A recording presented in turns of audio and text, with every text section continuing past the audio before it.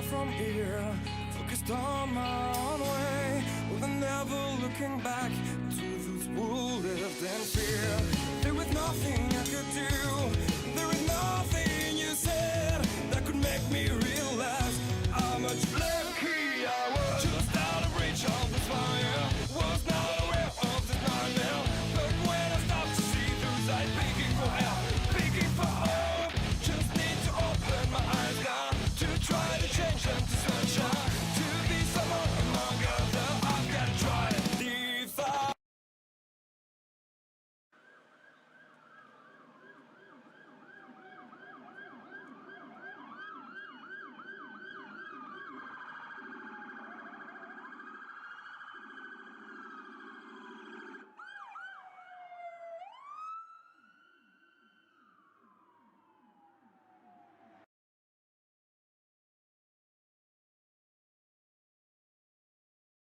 Oh, say, can you see by the dawn's early light what so proudly we hailed at the twilight's last gleaming, whose broad stripes and bright stars through the perilous fight o'er the ramparts we watched were so gallantly streaming, and the rockets' red glare, the bombs bursting in air, gave proof through the night that our flag was still there. Oh, say does that star-spangled banner yet wave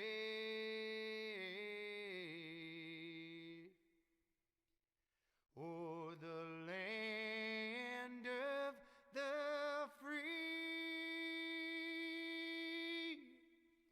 and the home of the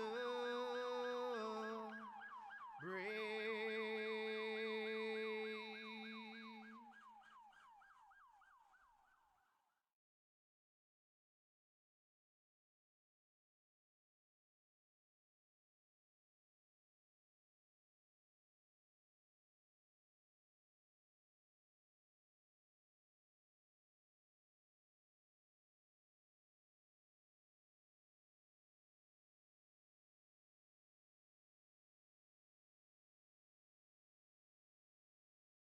Hi, welcome race fans. Man, we are live here at Pocono. That's right.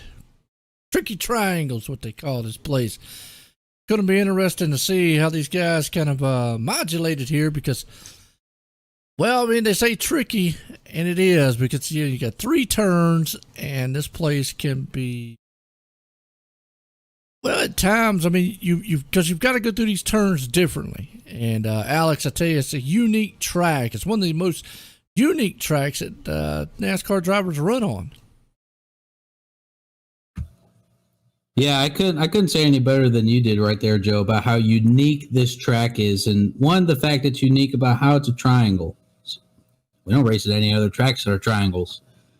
Another thing is it's 2.5 miles long, so it's the same as Daytona, but it races completely different. This is a very wide track, so you can get it's 1,600 feet wide at some parts, so it gets pretty wide. And the 3 turns are completely different, modeled after 3 different racetracks. So that's what brings its uniqueness to another tier, and it's just. It'll be, they call it the Tricky Triangle for a reason. It'll be pretty sweet to see how these guys handle these 3 different turns throughout the entirety of this race. You know, you mentioned something right there as far as wideness goes. You know, that long pond straightaway is what they call it, a huge straight right there. And go off into turn one. You'll see these guys fan 4 and 5 wide down that straightaway, but you will not. Well, I ain't gonna say you won't, but let's say they shouldn't, or it wouldn't be a good idea for them to take it into turn one. You'll see them fan out, but then they're gonna have to kind of settle that differences before they get to turn one. And there it takes uniqueness, like you said. You know, going into turn one, and then you come down, you got a little short shoot heading off into turn two, and again, kind of flat. So you go into a little bit of a bank turn in turn one, but then it gets, it flattens out on some of the other turns, especially turn three coming out and heading down the thing. Use that word momentum again, but tell you what, real quick, look here, because we're gridding them up here tonight. You can go racing. R.J. Williams, the man, puts it on pole here. Jacob Bransky there sitting in second. Jacob Manning up in the third. Daniel Nanny said that right there in fourth. Ashton Lawson there in fifth. Elliot Henderson in sixth. William Barb. Say that again. Barb. We'll just say William Barb. We'll leave it at that. I was going to say Barbara Galetta. Is that the one that I'm thinking of? He's told us several times what it is, but I'll just say William Barb and leave it on that one. Josh Cottle, 8th. And we got Ashley Mull there sitting in 9th. And then Lee Tankersley. I hope I'm saying that right. But sitting in the round out top 10s. Look to the rest of the field here. Good little field tonight. We got about 34 drivers out here getting set to do some damage here at the Tricky Triangle. And, you know, the name fits the place very well because each turn is unique in its own aspect. Go into it, and these guys, man, definitely are going to get geared up here, so I'm interested to see what happens. Hope y'all are, as we're getting set here to go green flag racing tonight. And I love how they grid up on here, kind of right there on the pit road style. Yeah, we got the guy on the pole, R.J. Williams, coming after a dominant last 2 weeks. He's got 2 wins in the last 2 weeks in this Great Lakes Cup Series. So, but I want to hint on or touch on the 3 different turns again, since we talked about it a little bit. But so, like you said, going into turn 1, it's got a little bit more of a bank to it, which I'm looking at the stats right here and the configuration of it. Turn 1 is a 14-degree banking, actually modeled after Trenton Speedway, which I don't know anything about, but that's what it says here on the Pocono Raceway website. Okay. Turn 2 has 8-degree banking, also known as the tunnel turn, in quotations is what it says right here. Yep. Modeled after Indy. Well, that's why they come in. That's where they come in the track, and I guess that's why they say a tunnel turn too. So that one's 8 degrees off of Indy, and that one's the closest to a exact right angle turn that you can get. And then turn 3 has a 6-degree banking modeled actually after the Milwaukee Mile, which is kind of interesting to me. You got these 3 completely different tracks, and like you were saying, they don't want to, you're probably not looking to go fill up the whole racetrack, especially going into turn 1. So, but these guys are rolling now, and as we're getting ready to go green here sometime soon. Well, and another thing too to think about here is when they say Tricky Triangle, is like what you just mentioned right there is a perfect example. All 3 of these turns are different. It's a nightmare to set these cars up. You really can't set them up for all 3 turns as a crewman. You've got to set them up for, you might can set them for 1 or 2 of them, but you really got to set them up to best you can, and then pretty much just kind of drive this place. It's going to be more of a driver's track. Pace cars coming out of turn 3, going to duck off on pit road. We're getting set to go green, and watch these guys fan out here as they head off into turn 1. I was about to say coming off of turn 4, but there is no turn 4. No, so I made that mistake a couple times. It even says it up on the wall in turn 3. It goes, what turn 4? There you go, turn 3, and then you head off into turn 1 right there. They're going in 3 wide, and you can see it, but they're going to have to settle that. As you see Daniel right there and Haney. Now, remember, First off, tires are going to be the thing, but momentum on this track is huge. You can lose a ton of it. Right there, 3 wide already. Boy, some dangerous racing, but man, some clutch style happening here. And these views that we got right here are perfect to show just how wide this track is, especially in these turns. Like we were looking at turn 1 right after the green flag dropped, just showed how wide this track actually gets, and it gets even wider here on the front stretch a little bit, which you can see is 5 lanes. 1, 2, 3, 4, 5 lanes. But I want to touch on the momentum, like you said, because RJ coming off looked like he was rolling fine into turn 1, just on that. I guess we can call between 1 and 2 the backstretch. We'll call that one the backstretch for now.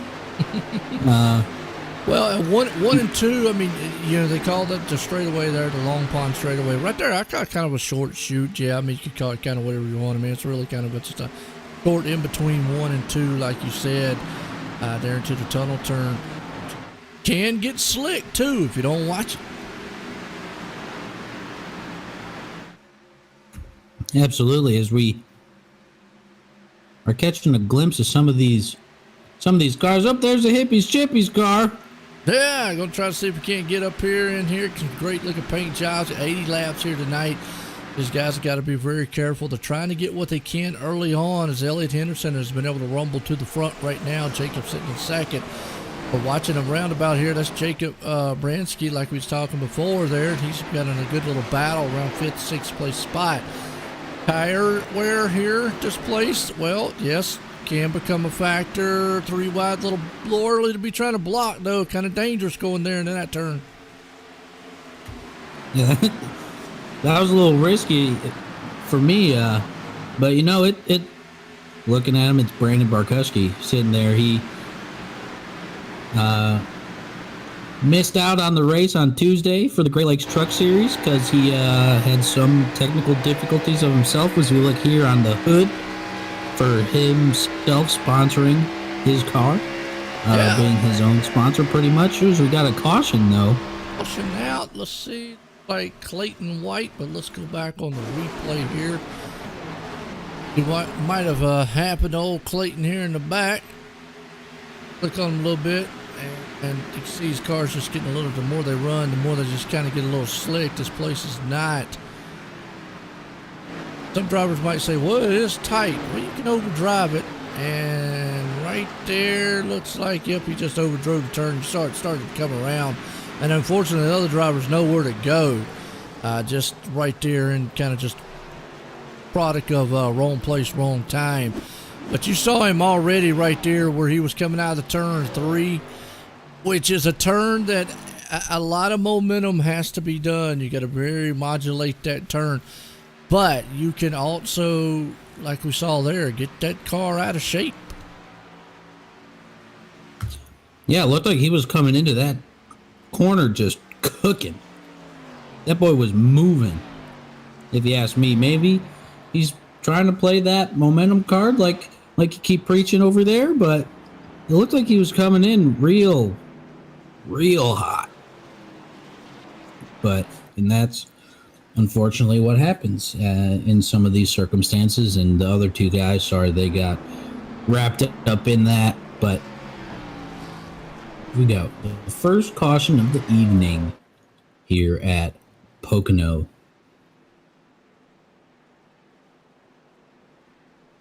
Yeah, and the first caution here tonight. So, well, like I said, Pocono underway. Appreciate everybody tuning in. Great Lakes Cup Series here tonight. Fortunately, caution out.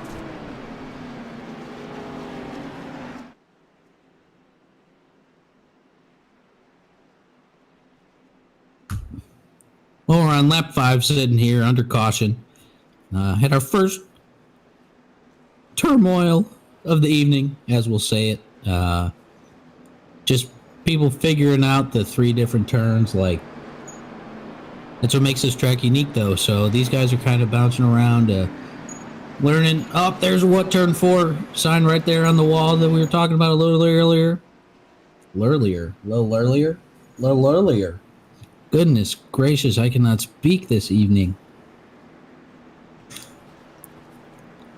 But I'm guessing it'll take a couple of these guys a little bit to figure it out. Like Joe stated earlier, it's a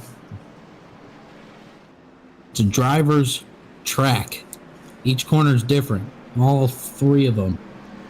Got two very long straightaways, being the front stretch right here that they're going down.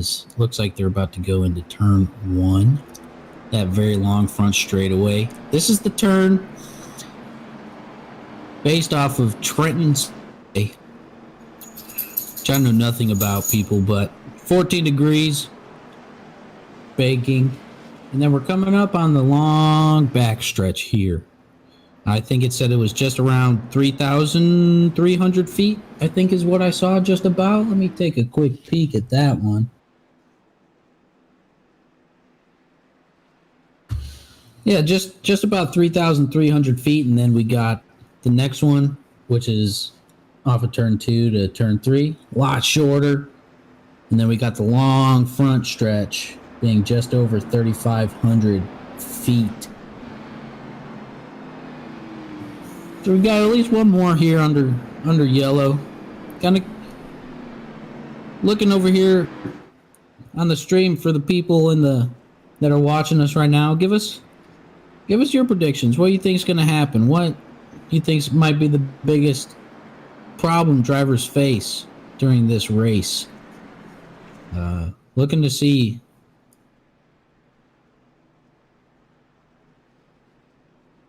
the little input from those of you watching on either Facebook or YouTube or wherever else Joe has his hands in. Yeah, no doubt. I tell you what, what's up, Tyler? How you doing out there? Man, the one thing about it is, unfortunately, the cautions here, this track's so long, it's about like it is at Daytona and all. These guys got a lot of time to think about what they're going to do next.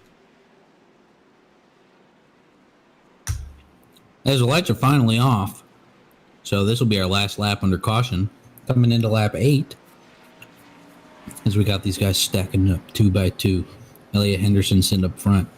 Yeah. Well, he stormed to the front there in a hurry. So you gotta keep that. Another guy we always see him battling with on the Truck Series there is old Jake, but we don't see him out here in the Cup Series. I don't know.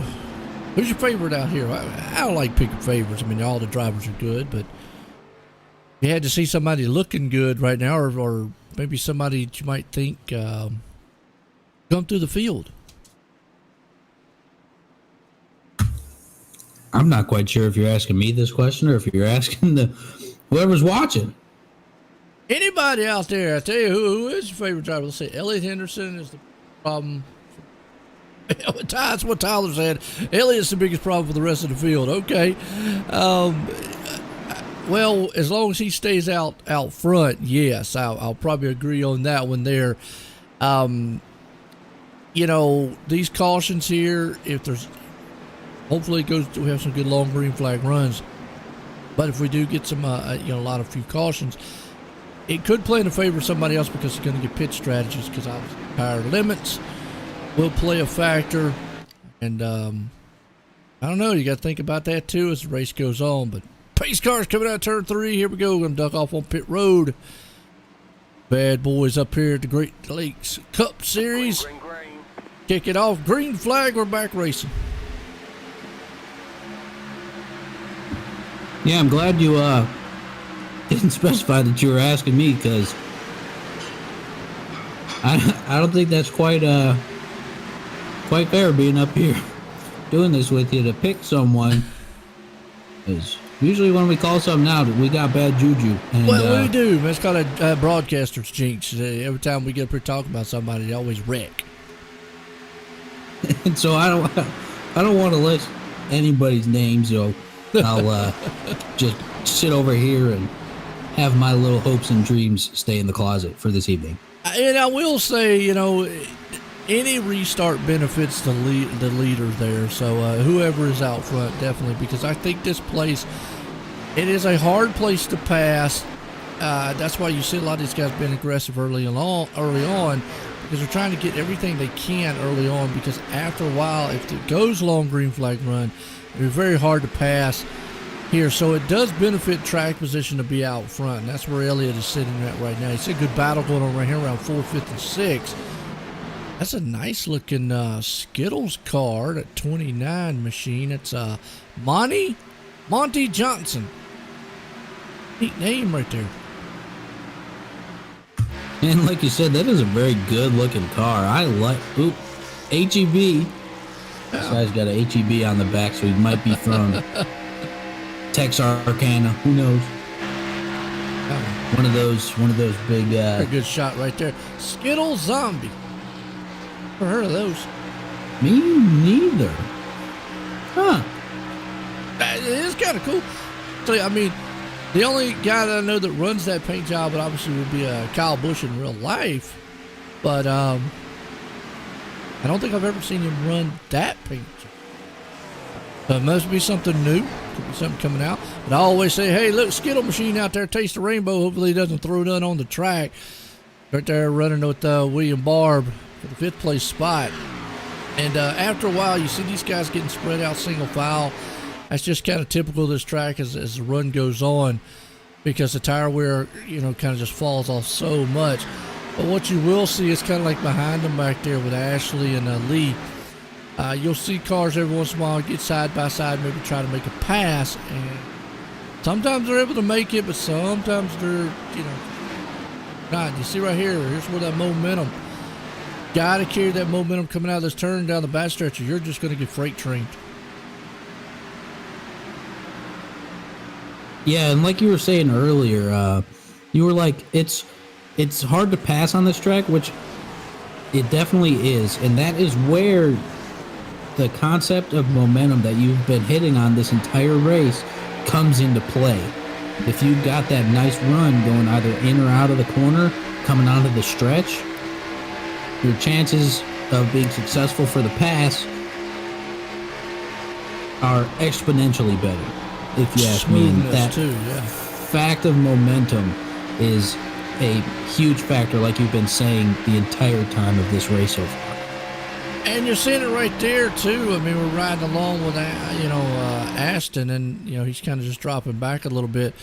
It doesn't take much. You can see right there, the car just almost kind of steps out from under him, so he's fighting it ever so much here. And maybe just see if we can't get on inside view here just to see what he looks like heading off into turn 1, because the thing almost stepped out, fighting the wheel a little bit. A little smooth there, a little bit, but you can see that car just go straight to the wall. He was a little smooth there going to turn 1. Let's see about turn 2, because it's a whole different ball game and all these other different turns here. Other thing we never really talked too much about is turn 1. Real life, some of these guys shift, some of them don't. You see them right there, and you can just see the momentum I'm talking about. See how much he carried into that turn and gained on those guys up there in the front because they were battling. And sometimes you can get in trouble. Now here's the tricky turn where you really got to be smooth to keep it up, because you can lose so much time. And he looked good coming out of that one right there. Yeah, he don't look too jittery or jerky with the wheel or anything like that. He does look pretty smooth to me, which will play a huge factor, especially with the fact that if I'm correct, you can't really set up this car like you do normally for a racetrack, just because all the turns are different. You can't really set it up the same way. The banking's different. The angle of the turn is different. Everything's different about the turns. So like you were saying earlier, how it's a driver's track, I think it really puts to test the skill of who's behind the wheel, and kind of takes that part of who has the better setup a little bit out of it. Not completely, but I think it takes it a little bit out of it, Oh yeah, it does. And that's one of the reasons why they say it's very tough here. Christopher Heller hanging on to 10th place. Good battle going on here between Lee and Christopher and company here. So like I say out there, folks, let me know who you pulling for, who you're voting for here tonight, to see who's out there, because Elliott Henderson right now out front. RJ said if he can't keep him within sights, and he does. I mean, Elliott's not running away, but see just as the run goes on how much top actually 4 are just walking away here. Brandon Percuss.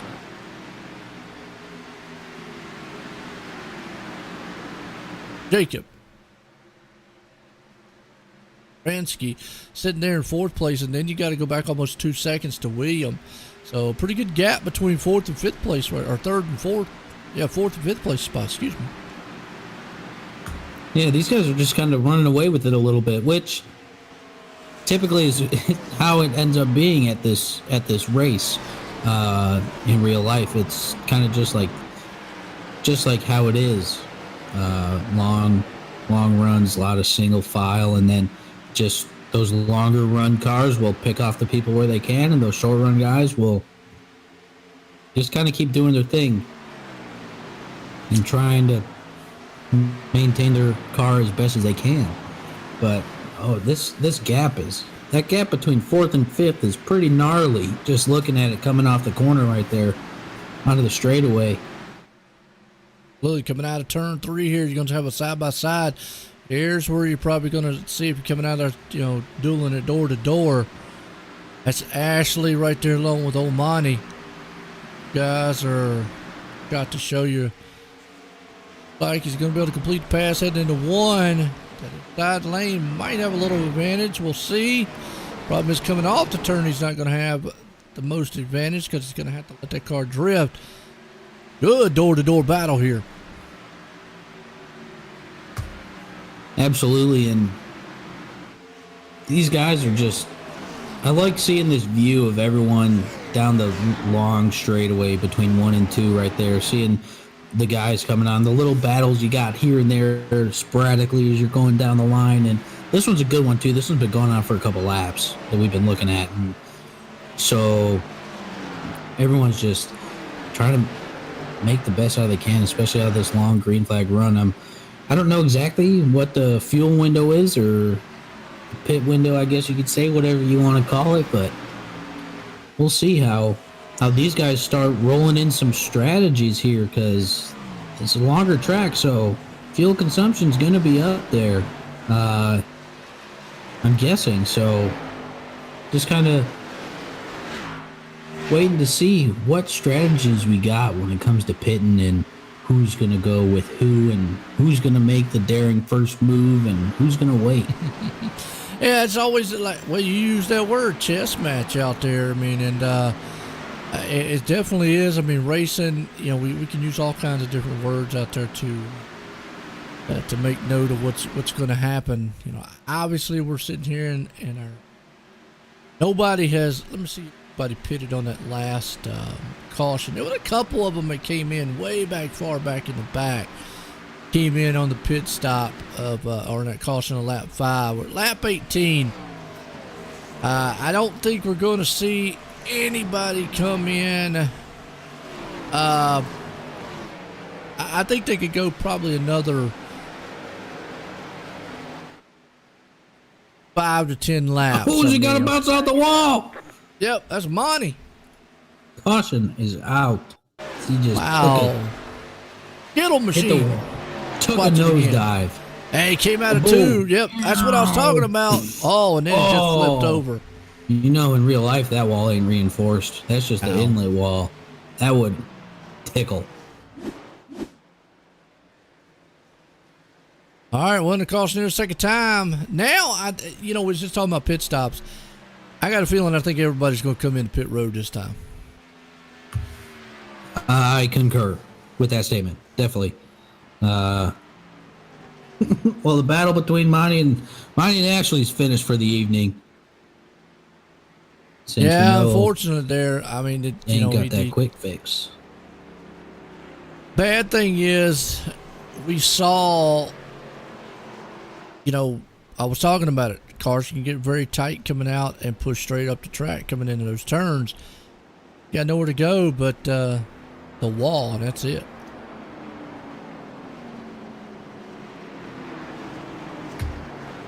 Yeah, no, I think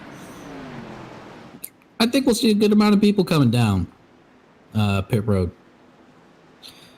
this time around. I think you're sitting at a quarter of the way through the race. You haven't gone yet. Why not freshen up a little bit? just kind of rolling with his Elliott's been dominating this whole race, just chilling up front. And you're right, I don't see any trace of Jake Miller. I think he just runs the truck series. I believe that's the biggest thing he just runs. But Elliott loves running the both of them here, the Cup and the truck. We're at the Great Lakes Cup Series here tonight. Very good one so far. Like we said, here we go. Yeah, most of them going to come dropping off down into pit road. And a feeling it's going to be 4 tires and fuel. Trying to see.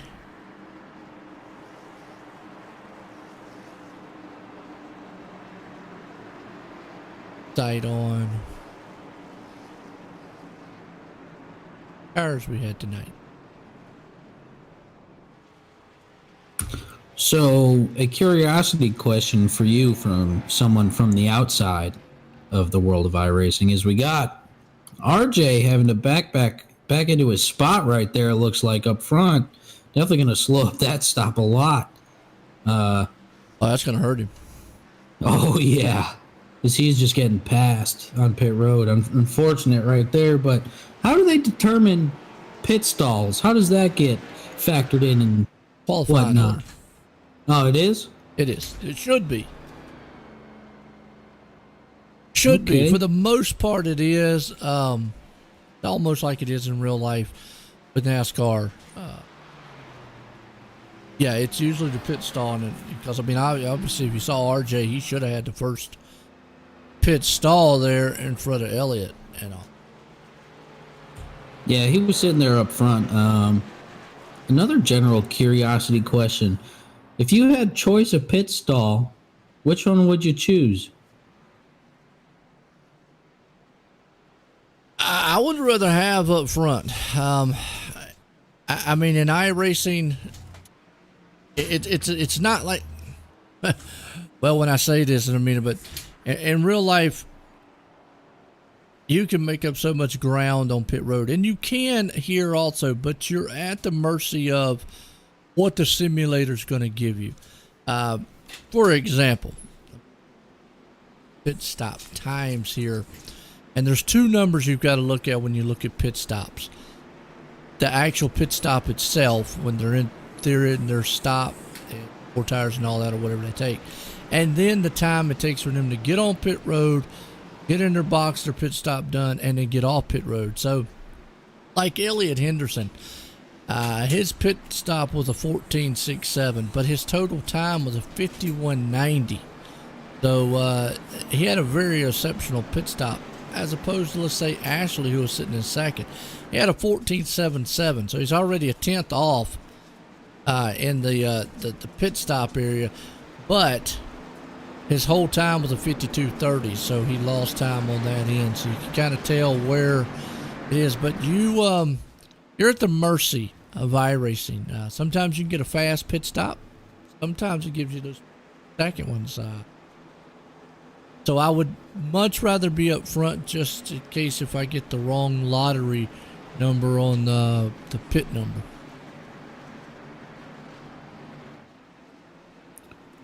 Oh, already? So Yeah, it's kind of one of those things. I mean, really, you're at the mercy of the simulator.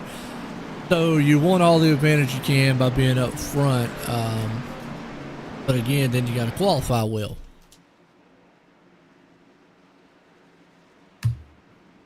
as we're coming down, coming to green here soon after, as this lap pretty much concludes with Elliott now being in second, but Adams in front of him. You can see the one car right there behind the alley car right there trying to see if we can't push him. Can't pass the leader, though, before you start. It's in the rule before you cross the finish line. Green flag, you see, he just did not get the start he wanted.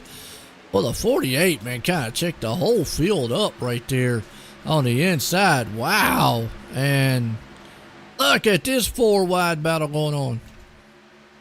Yeah, as we just saw the 48 just keep going back and back and back.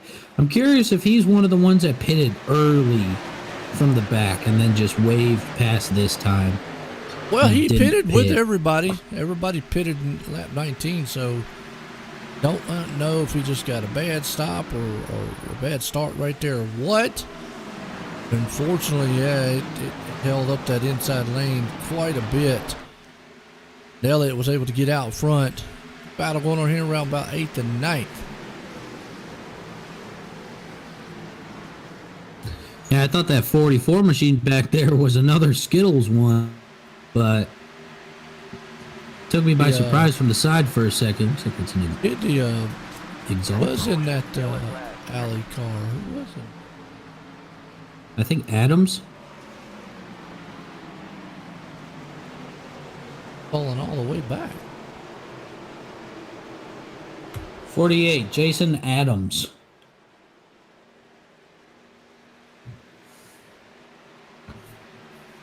Looks like he's in P27. Oh, okay. Yeah, he didn't pit at all, so you're right. I went back and looked. Definitely probably spun the tires. Definitely were under caution. Yeah, we're under caution again. Don't know why. I'm just over here distracting you. Well, go high and wide here. Maybe go back to the back here a little bit. The car maybe just spin real quick and get going. Don't know if it's an admin caution. Hope not, as long as he's... Oh, there it is.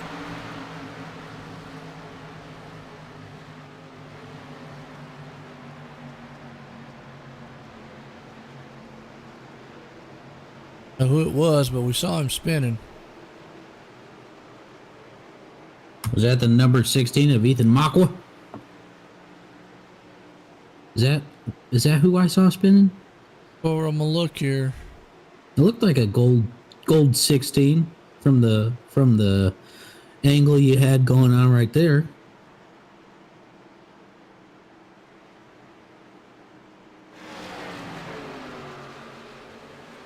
Car back there. Him, I think, right there. I can watch again. Ashton Lawson, I believe it was. Watch one more time here on the replay. Didn't flip up on my screen over here, so I was going to see. Coming out of turn 3 and then just gets a little bit of the wall, and then from there. That's why it didn't range that I racing through a caution for that. Yeah, I'm kind of thinking the same thing, but whoever clipped must have saved it pretty good. Yeah, usually iRacing, if they keep going like that, it wouldn't throw a caution, so that's good. Austin out there says go 37. Well, who are you pulling for? Elliott Henderson. There you go.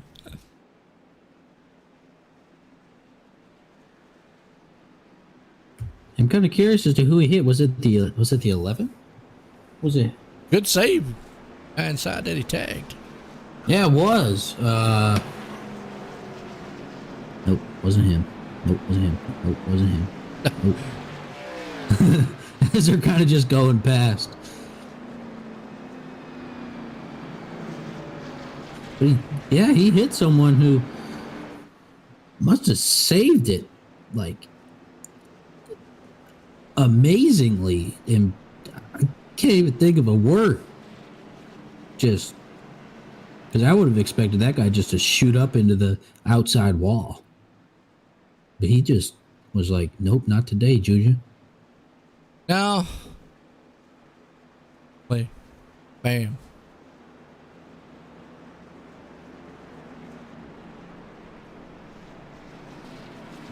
Well, Brandon Barkowski's running a strong race after missing Tuesday in the trucks.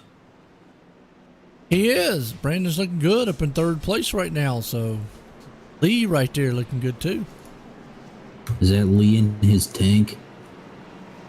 Yeah, there we go. Yeah, he's got Lead the tank the machine tank. out there. Come charging through the front here. He's up to fourth. Not bad. Now, he was running up front most of the last week.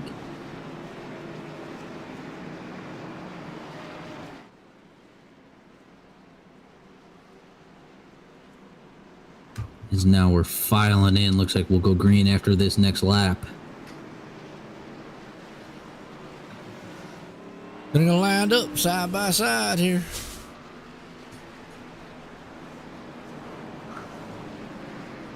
Monster. Twitch bringing the All-American car in. Actually got a Haley Deegan diecast like that. One of her IK9 ones. Looks real good looking car. Looks pretty similar to that one, minus on the one that I got, it doesn't have Twitch TV / Brandon Barkuski. Who knows? Maybe those will be valuable one day. If I get a little diecast of the Twitch TV ones with Brandon stuff on it.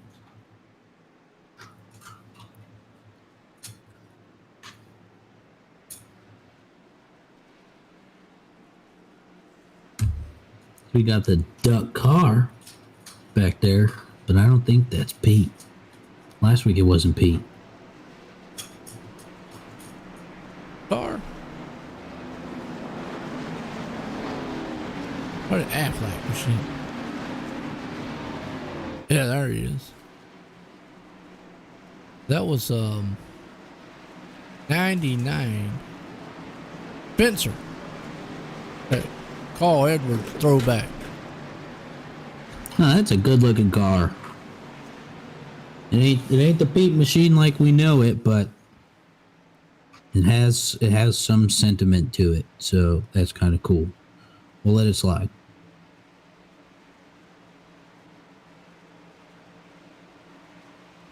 Pickard takes a hard left. Down pit road as we go green. Lap 27. We'll see what Elliott does on this start. He gets a pretty good jump, but Williams going to see if he can hang on to it there and maybe get a little bit of dive and maybe some draft.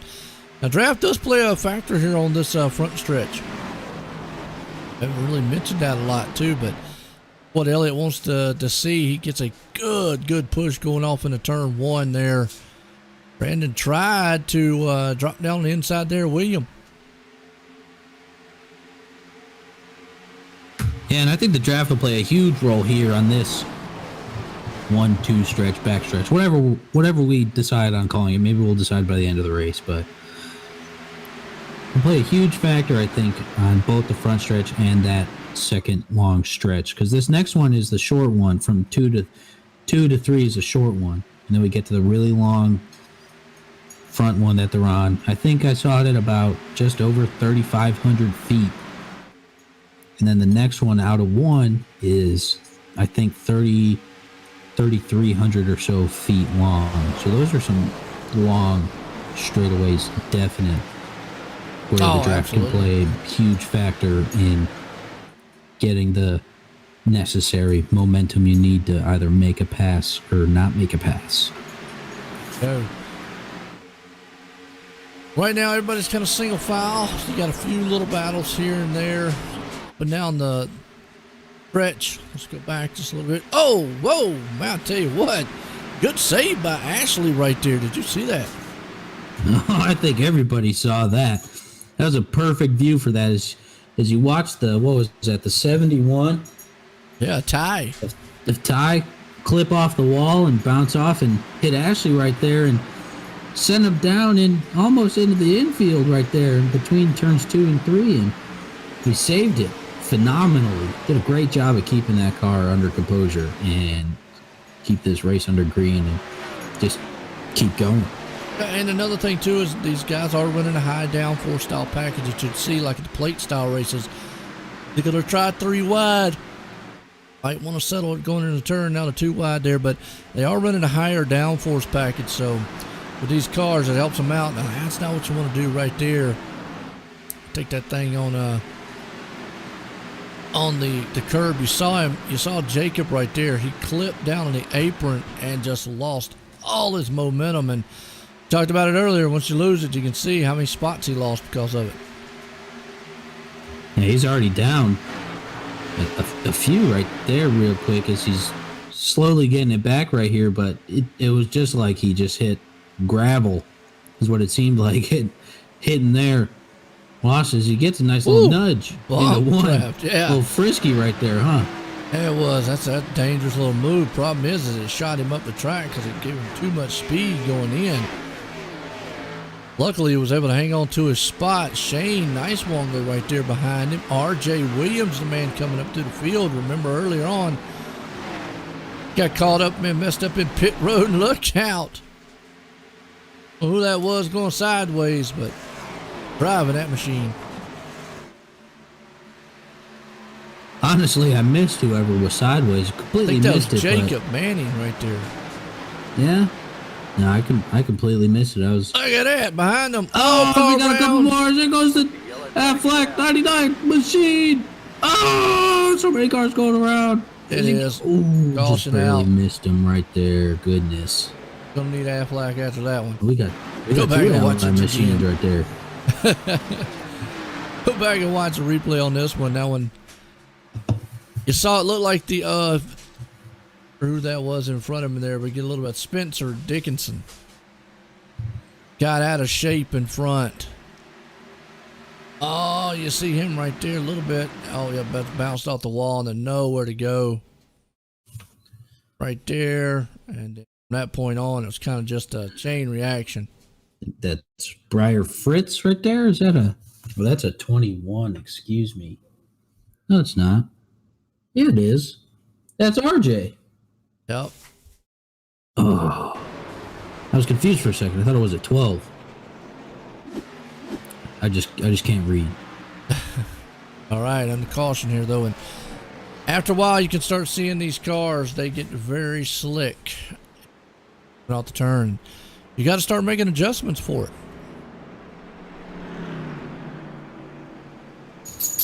Isn't it funny how you were just saying that RJ was moving his way back up through the field? Yes. Was that RJ?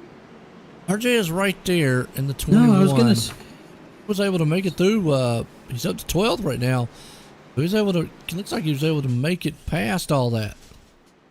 Yeah, I'm confused then on that car that bounced off the wall. Then.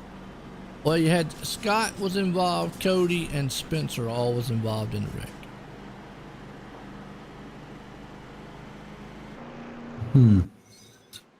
But yeah, RJ lost a bunch of spots on pit road. And Probably it had looks like to he's probably making had to his way check up a little bit. Yeah, RJ probably had to check up to avoid all of it though.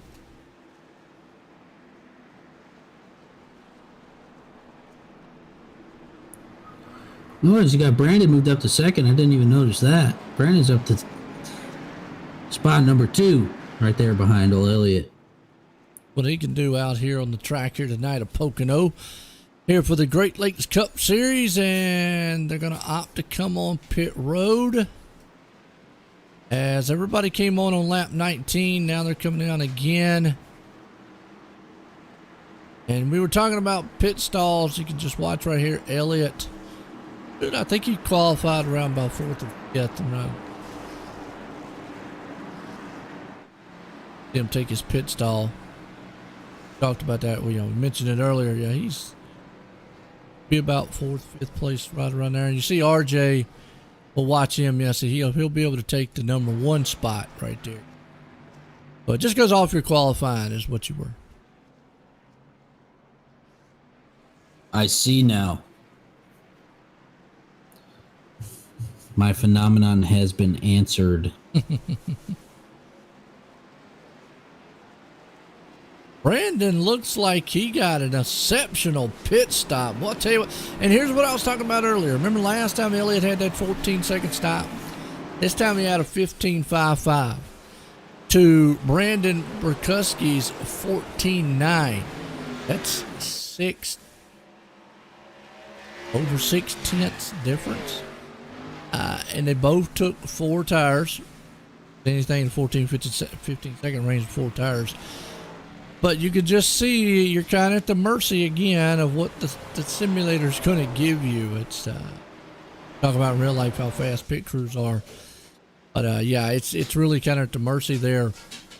But it allowed Brandon to get out in front of Elliott. So now Brandon has that advantage of the leader. Pays off here. That's if you got Christopher and Jason, who did not pit. Now, the thing about it is they pitted on lap 25 and 24. I got a feeling they're not going to come on pit road. That could play something here. Tires matter at this point. And you know Christopher right now is Brandon's teammate. I don't know. On this restart, how this is going to play out. I was going to say, hopefully, old Jason Adams right here, sitting in second spot, will get a better restart this go around. Because the last one we saw, he was up there and then he was poof, gone, just disappeared. Hopefully, he gets a better restart off of this one.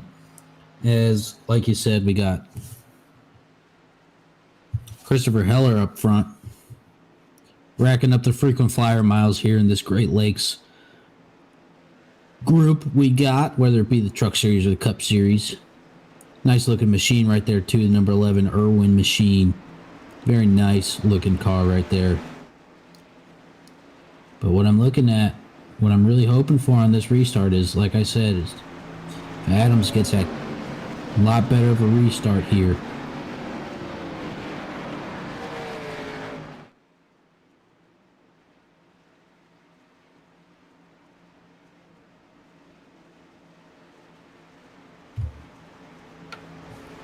As we've seen before, though, Elliott, in a matter of seconds, went from 4th to 1st or 5th to 1st, whichever one it was, right off the start at the beginning of this race. It was like he caught a gear and everyone slipped a gear for a second or something. Who knows what happened? He just shot past everybody, just rocketed past them all. The pit car takes a hard left nosedive down pit road. And Christopher Heller just gets a good start. And Jason just not getting the restarts that he needs. Yeah, look at Elliott right there. You see that guy throwing that flat. Love seeing him just throw his arm out. Yeah, he's going to throw his arm out one day. That's what I'm saying. But you can we were talking about earlier, you can see just, car around. Boom. We got a big one in the back there. I mean, it's a junkyard. Yeah, I know. Pretty sure I said this last week. I didn't know if we could get a big one at Atlanta or right. We're at Atlanta last week. I didn't think you can get a big one there, and we got a big one here too at Pocono. And like it looked like a junkyard. It's like Jason gets a little loose. Right here in the 48 Purple Ally right there, just right comes there, down a little bit. Oh man, nowhere to go. Closes the whole track off. Oh goodness, that is a lot of people that just got wrapped up in that. He ain't got no hood. Goodness, that is an unfortunate turn of events, and like nobody could go anywhere. That was just a big cluster of not coolness. Unfortunate.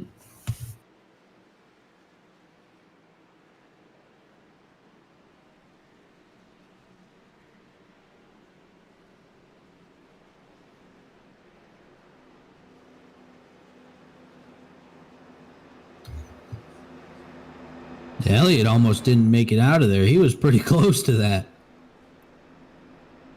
Or was he? Yeah, I thought he was for a second. Because he was held up by Adams on that restart. He had to duck way down low. But somehow, these guys prevailed.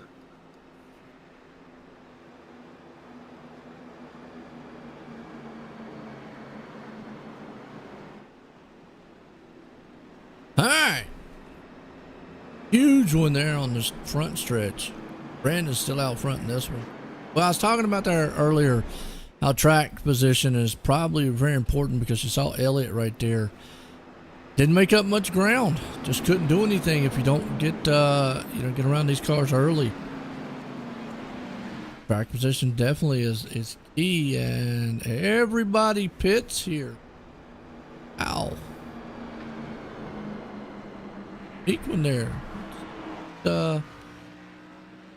How this plays out. Well, I mean, they went a corner. Pretty much, they went a corner in part of the backstretch. I would put as these guys up front, these front couple guys that didn't pit. I think that's where I would be sitting. I'd be like, look, it was a straightaway in a corner. I wouldn't be going for another pit stop personally, me, but no, a lot of people went, and Elliott had that issue.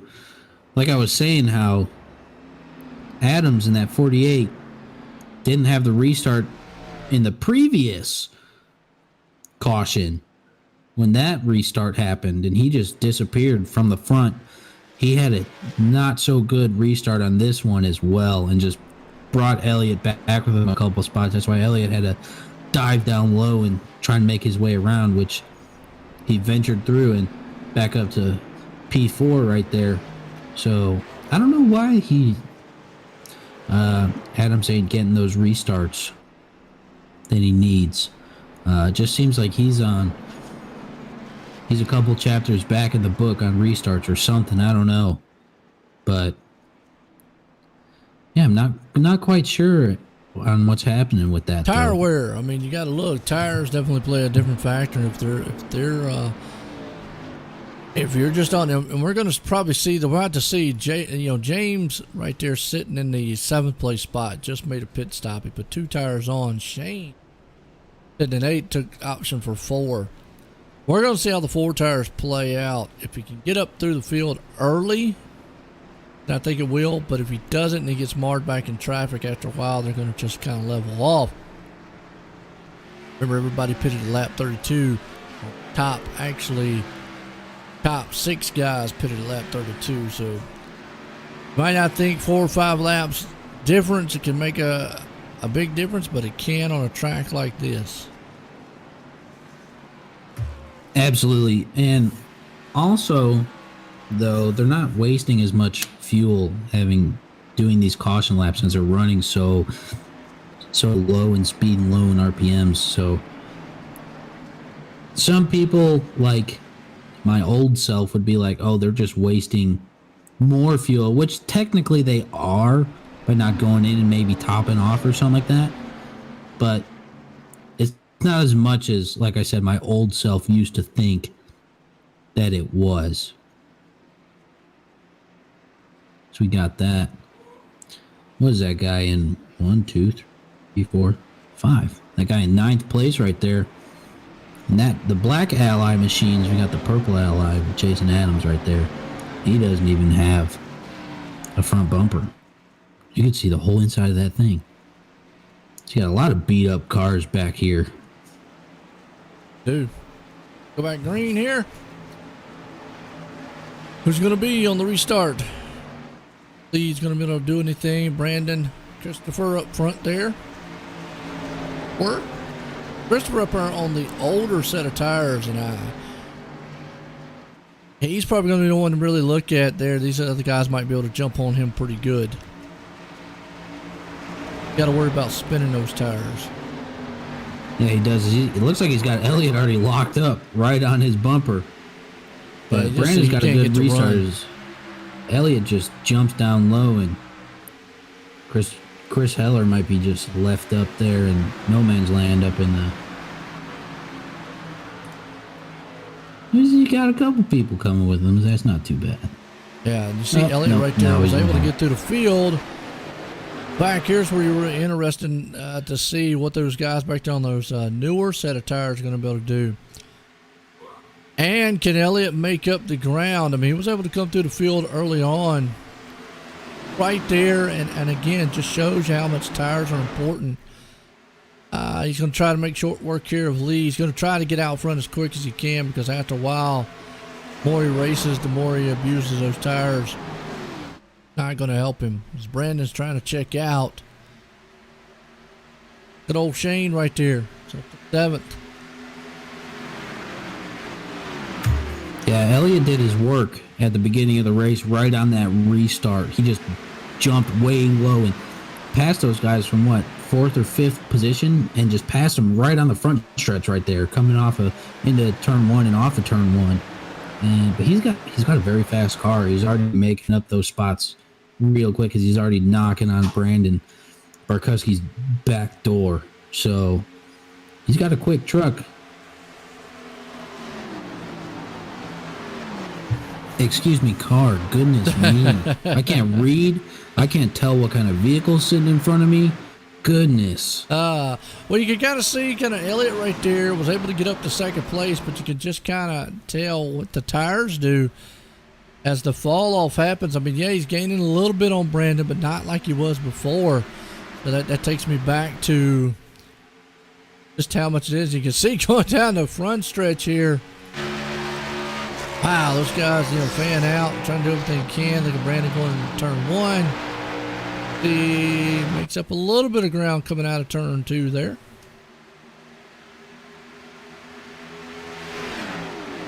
Yeah, it looks like he got a nice little run too. As he's closing a little bit, coming into turn 2 right here. Well, that right there, I'm gonna tell you what, it was not. I don't really understand why Brandon took that line. He gave the preferred line to Elliott going into turn 3 there, because he was way down low and he couldn't get it arced in. I know what he was trying to do, break the draft, but the problem is he should have got back up before they went into that turn, because that allowed Elliott to stay kind of arc it into that turn and have the preferred line. And he's still battling along with him there. The side-by-side battle. Now he'll get the advantage going into turn 1 here, but you never want to leave the door open like that. And again, I know what he's doing. He's trying to break that draft, but I don't think the draft on these short shoots play as much as a factor. See, right there, he's just not going to get the... Elliott wasn't too close to him right there, but see, that car slide just a little bit going into turn 2, or out of turn 2. Yeah, we had a nice little battle going on right there for maybe the top spot with those top 3 guys, but now is Christopher Heller and the Tank Machine battling for that 3rd spot back there. Maybe give these guys up front a little bit of space. It is, and you can see it right there. That's Christopher, Jacob, and you got Lee right there, all 3 in a bunch. A little further back here and see, because most of the guys are kind of split up. Let's go a little far back here, a little in the pack back here around 20th place spot. You got Daniel back there, and everybody's still kind of spread up a little bit. Unfortunately, you got some cars that are kind of real beat up back in 24th so spot. A lot of guys, man, tore up. Nice looking Mountain Dew machine right there of Justin, RJ. Hanging on to 7th. Again, I just got to go back to, and Elliott finally makes it around Brandon for the lead. I just got to go back to very difficult place to pass here. Yeah, it seems like a lot of people have their hands full when it comes to trying to pass someone and whatnot. It looks like this front 7 is just kind of leaving the rest of the field behind, and that real nice view right there of the field. Well, maybe what we have left of the field. So we got a lot of beat up cars in this race, and we're looking at the nice Hippies Chippies machine here. Jacob Bransky, apparently the Michigan native, but who knows, because Hippies Chippies from Michigan. But no, these guys are just cruising away, yeah. And RJ's making up those spots. I think he's got a very fast car, If And he needs some long green flag runs, and then if he gets a long green flag run there, Alex, I think he will be able to pick them off one by one. I think a lot of these guys on these newer set of tires, that's what they need, long green flag.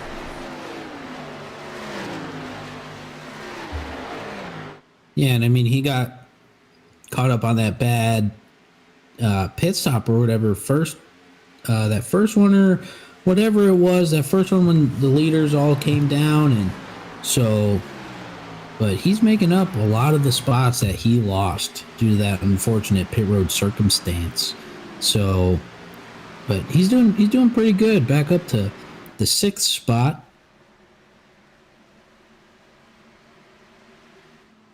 Well, Ashton, unfortunately, on pit road, night might be done. Cars all kind of tore up, but looks like these guys have got pretty spread out now. Past halfway in this one, we get down to getting close to the laps where you kind of got to think about it. Obviously, we should have another the pit stop here. And again, with these guys getting spread out like this, you'll see a few cars here have a little battle one-on-one. And basically what that is guys better on long runs than they are on short runs. Dog is down here staring at me going, what are you doing? I thought I heard him walk up on you. Nah, he's over here. A little French bulldog looking at me going, hey, bedtime or it's food time? I don't know what these guys are doing on the screen. Oh God. Hell. But I can understand because I had the little Shih Tzu Maltese mix that we got over there whining at the door down the stairs, and I can hear him. So That's right. Well, Elliott back out front in this one. I tell you, Brandon right there in second. The thing about it is you know, Elliott's, again, I think the longer the race goes, it's definitely good. You know, I hate to say it, it probably will benefit him. I think these guys need maybe a little bit shorter run. Shane right there, a little bit, kind of got a little wiggly. Another thing to think about is as the run goes on, these cars get very slick. Easy to overdrive the turns. Very easy. I was going to say, especially right there, as you just saw Shane right there just shoot up the track coming off of turn 3. Definitely think that comes with being a little slick and watching all that hubba-lubab, whatever we want to call it. Yeah, good battles all over right now. I mean, well, you see battles here and there, and that's just because typical of the green flag run and how the tire fall off is. As you saw right there in the front, the 27. Oh, and they tried to avoid it, but wasn't able to. Yellow flag is out. William The Barr. 27. Go back and watch that again. We saw a little bit of it.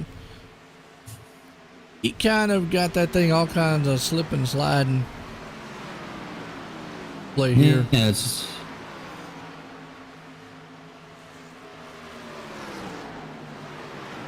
And he started to lose it and then got in the back end of it.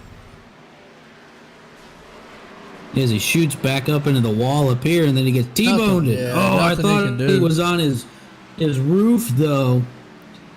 But he ended up staying on at least 2 wheels.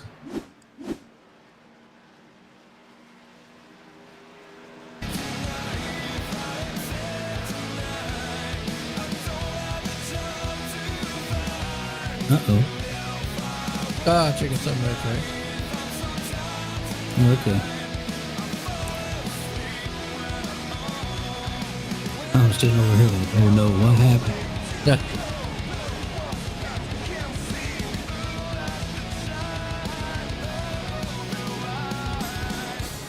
I can see my life is crap.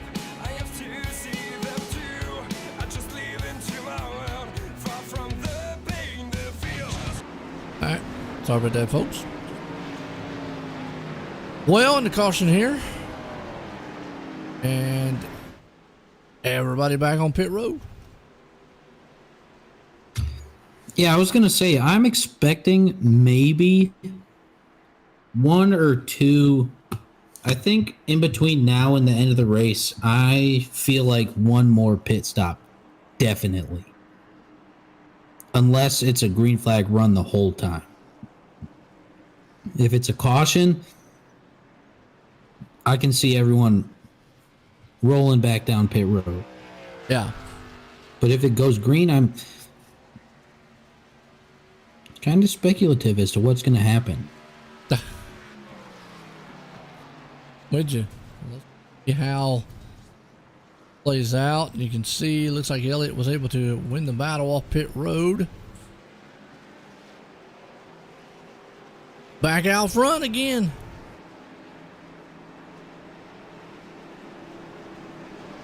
Been a good one. Making up 2 spots, it looks like. A spot? 2 spots? No, I think it's 1. Yeah, he's at 5th.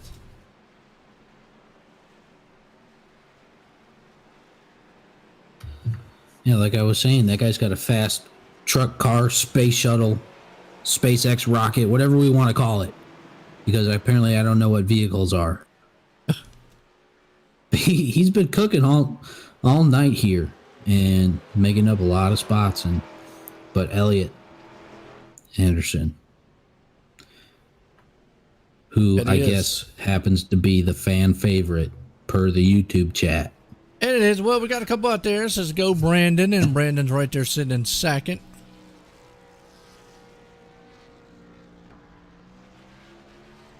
And probably got many other ones. Appreciate everybody tuning in. We're over here like OSR Network on YouTube and Facebook. I always say pick your poison on which one you like. Get those likes and shares out there. I know the league definitely appreciate it. Names out there for them with notifications. Got plenty of racing here. This is the Great Lakes Cup Series. We do the Truck Series on Tuesday night. The Cup Series here on Saturday. Same league, different car or truck, whichever way you want to look at it. But some awesome racing though between the two. We're off next Saturday though, an off week. I'm wondering though, is that can't be week 13 already again? Can it? Yes. Oh. No, this is week 4. So that is. While we're off next week, I don't know what the 5th week going on or whatnot. So either way, I'll take it. Yeah, I'm not sure either. I mean, I'm looking at the schedule right now, and like you said, it says off week. So, hey, I'll take it. I like it. Gotta have a few breaks every once in a while, yeah. As we're filing up here with, is that all the cars we got? Yeah, attrition definitely has taken its toll on these cars. Yeah, goodness. What is that? 1, 2, 3, 4, 5. 1, 2, 3, 4, 5, 6, 7, 8, 9, 10, 11, 12, 13, 14. We're at, what, less than half the field or so still racing, especially after that crash? Well, for about half the field? You got 14 out. You've still got some cars out there that are running. Unfortunately, they're a lot damaged. Remember that big one earlier on? All the guys got caught up in it. I mean, you definitely don't want to give up because points play a factor. Pace cars in, green flags back out.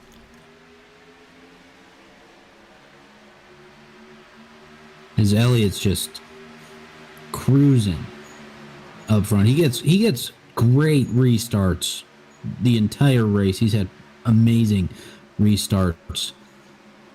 And I think that plays a huge factor into his getting to the front as what? Oh my goodness. Just lost it coming out of the turn. Is just getting loose throughout the entire overdrove the turn there. Perfect example of overdriving. He just drove it in too hard. All right, Gomez says go Adams family here, part of the Adams family. Okay, I thought you said I get the reference, man. Go 48. So where's the 48? He is the purple ally machine. Trying to look for him. Oh, okay. Unfortunately, he's on pit road. Not the night he was looking for.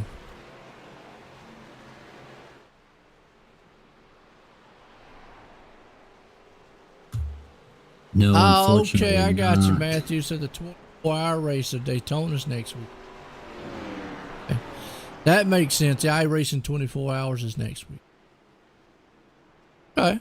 I didn't know that was a thing. Maybe I have to tune in. Oh yeah, they do full 24-hour race. They do. I mean, iRacing does all the major races. Hours, 24 hours, 12-hour races. I mean, they do them all. Daytona 500s and everything.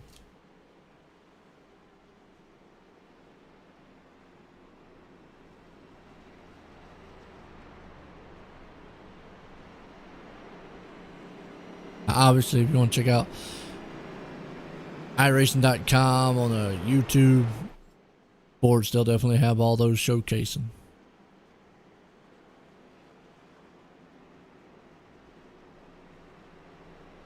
Yeah, that's a pretty neat concept. I didn't know they did all that jazz, but that also comes with my ignorance on the subject of iRacing, seeing as I don't have it. And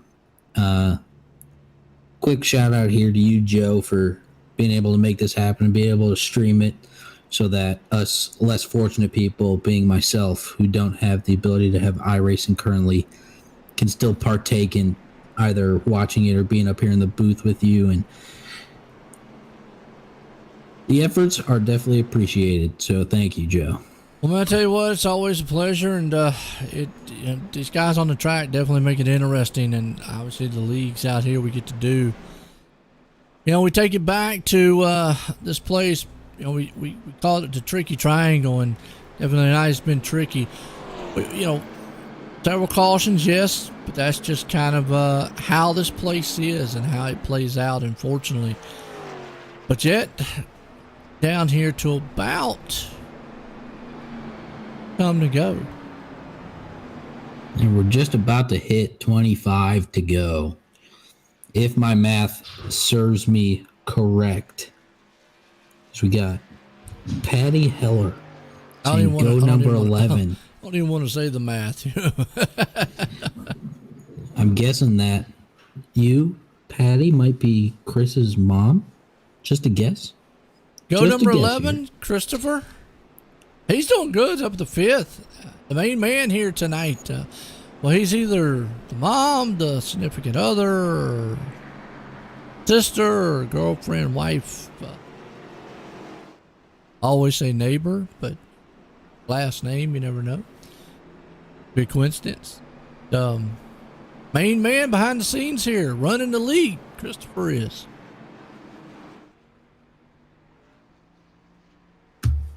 Yeah. Yeah, so I totally stuck to my guns and said, guess that it was the mother, and I'm sticking to it.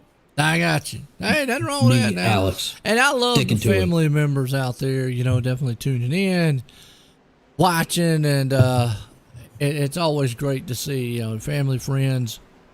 And that's one of the biggest things I always say, that we have an advantage here on iRacing and broadcast wise. We can interact with the viewers, as opposed to in real life they can't do that. Elliot's still out front there. Christopher is hanging on to 5th. Got RJ up to second. See if he can do anything with Elliott. Nobody's been able to do anything as long as he stayed out front. You've got Jacob sitting right there in 3rd. We're still sitting to see what Patty says. If she'll still give some insight on family-wise on Christopher's side. And you still got to give a shout out there, and I like the message. Christopher thanked us for giving a shout out. Oh, the mom, I appreciate it out there. Giving a shout out. Unfortunately, Christopher losing dog, and we were talking about my dog earlier, looking at me, going, "What's these guys doing running around the screen?" My little French bulldog down there, calling butt. Was just looking at me, going, "Hey, sleep time or eat time? What are you doing? You're up there talking to the TV. We ain't got time for that." But unfortunately, a dog's your best friend, and Christopher lost his the other week, Molly. So I know how that can be, man. Just devastating. We've lost him in the past and have him for so long. So tonight, though, he's making up for it out there. He's in 5th, so let's come home with a good finish. Yeah, I'll hit on the message too. Chris messaged me too, and it was really nice. Patty, good mom, raised a nice kid. Very, very nice guy. Very professional and respectful, and just very nice in general. It was great to hear from him and talk to him for a little bit offline. And as we're going green now, as we're looking at him for you, Patty. As Elliott just shoots off past the asteroid belt over here, as everyone behind him still trying to get out of Earth's atmosphere. A good little start here. Let's see, and Christopher's hanging on still to the 6th place spot. Starts are all notable here. As RJ did not get the start he wanted. Boy, he fell back to 4th. So it just kind of tells you right now you can get boxed in just a little bit. He falls back as Elliott gets a good jump. That's because he just controls the field as the leader. Go back here, man. Good little battle happening around 5th and 6th. Again, everybody on new tires and just want to try to get what you can early, because look at Christopher lose that thing coming out of the turn. He's going to lose a lot of momentum coming out of turn 3. Yeah, we're going back to momentum, just like you said right at the beginning. Momentum is a huge thing, and also to touch on RJ not getting the start that he wanted from that spot where he could have struck and put a wrench in Elliott's race so far. So, but he still had a very fast car all night, as he's sitting pretty in the 3rd spot. But we got a lot of guys spacing out. Chris just got a great run, it looked like, coming off at turn 1. Well, you're going to see some guys get spaced out here, because, again, everybody's sitting on, equal set of tires. And earlier on, you're going to want to try to get everything you can.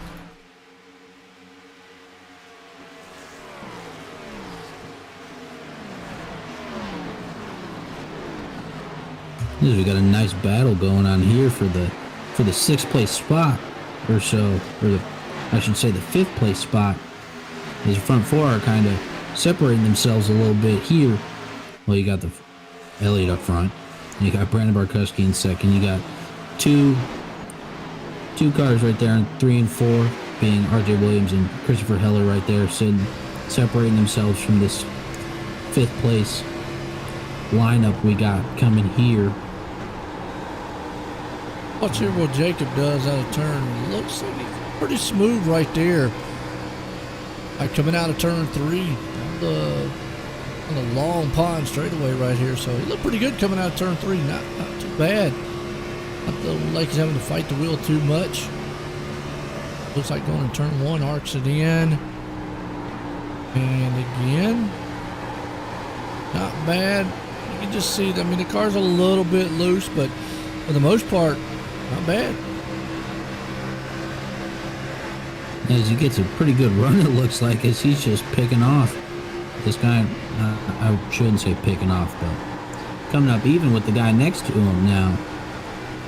Looking in this rearview mirror, I can see that his helmet, too, is the same paint scheme as his car. This is one of the cool paint schemes we got out here, people. It's a wild psychedelic. That's what we was calling it. We called it psychedelic. The hippies chippies machine of Jacob Bransky. Nice Coke machine out there. I tell you what we can do. So you guys are kind of spread out a little bit, and I always love doing this right here. kind of run through the field here a little bit, just showing you off some of the paint jobs. We'll start off here with Elliot Henderson out front there, looking very good. Brandon Pekuski right there in second. R.J. Williams up in the third. Nice little one-lap machine. Christopher Heller. Now Irwin's hanging on the fourth place. Jacob there in the fight machine up into the sixth place. Josh Cottle looking good up there in seventh. Damage, unfortunately, Matthew Durr right there in Azalta. Seventh place, and here was the battle we was watching earlier. That's between Matthew and Jacob. Those two guys are seventh and eighth. Daniel right there in the ninth place. Spencer, half-lap machine, we was talking about him earlier, up to 10th. You got Nick Martin hanging on to it. McDonald's loving it right now. A little bit of damage though, but it's up to 11th. Jeff Johnson right there in the 12th place. Justin Benda up in the 13th place in the Mountain Dew. You got James Sifflet, up in the 14th. Max Williams again right there in 15th spot. Chris White up in the 16th. Shane Posey right there. Back in the 18th spot, got Scott. Unfortunately, a lot of these guys caught up in the huge pack wrecks earlier on. Lee right there in the tank machine, unfortunately, there.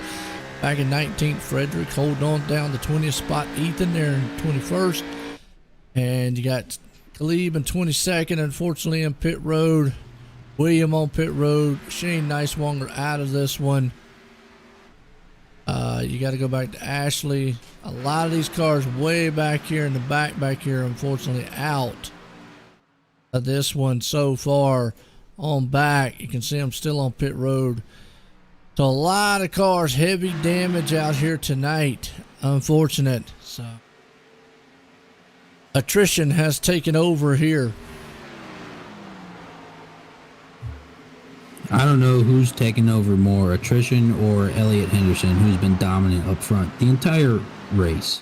I just got to go back to track positions, really key. And as long as he stays out front and gets to control the field, it really is benefiting him a lot right there.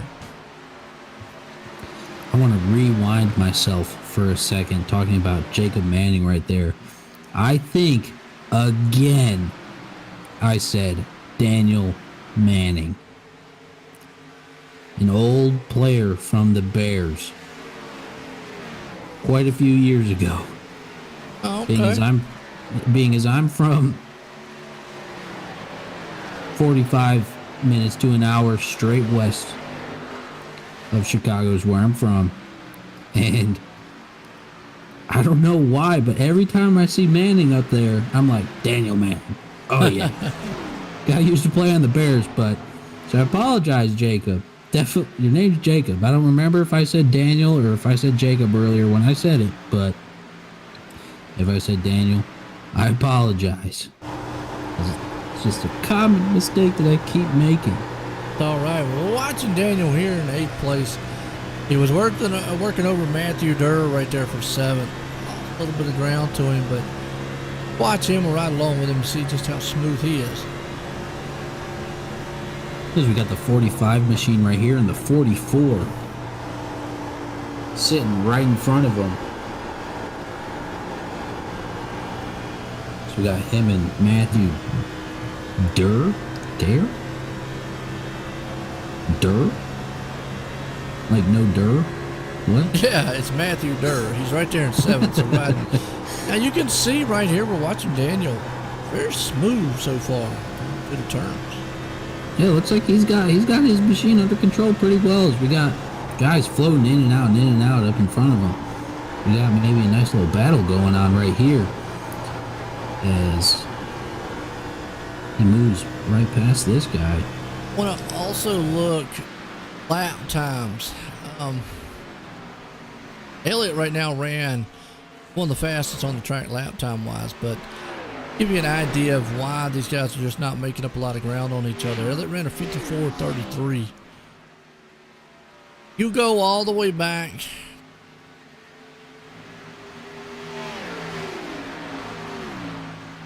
Got to go all the way back to our top 10. All these guys are in the 54 range. Not even a second splitting them up. That tells you a reason why nobody's just coming through the field or being able to make up any ground. Everybody's running kind of dead even, and it's right now it's more of a track position. I'd also bring up, as we got 15 to go, will these guys have to make another pit stop? Yeah, I'm not quite sure. That brings back to what I was saying earlier. Maybe if it runs green flag the rest of the way. Who is we got? One of my buddies from the Marine Corps posting in the chat right now. My old buddy Jesse Otero, who's still hooking and jabbing with the people out in California. But I'm thinking if it runs green flag, I think we're just going to see these guys just stick it out. And because now, if you pit, say, for example, you're Christopher Heller and you pit right now, and Elliott stays out the rest of the race, then he's screwed, pretty much. He's going to lose a lot of ground. He's not going to make it up with the laps left. So I think it all depends on if there's a caution or not. Because if there isn't, I believe that these guys are probably going to stay out. Fuel consumption depending. I'm not quite sure what the fuel consumption rate will be on these closing laps and what it will be since we pitted with, 10, 11, 12 laps ago or so. So that's kind of what I'm figuring over here. Yeah, me too. So, what to see as the closing laps comes in, if these guys are going to have to make a pit. You see Cody Williams coming on pit road. The last pit on lap 49, so that would take out, Elliott them did, so that would be. Or, yeah, I won't say they're going to have to make another pit stop for the end of it. Question is when do you do it? And the gambling starts now. Is what we'll say. The gambling will start. Because maybe you short it. Like you said, maybe with 10 laps to go, you short it. And then bank on the fact that those guys have to pit in front of you. But with the lead that he has, yeah.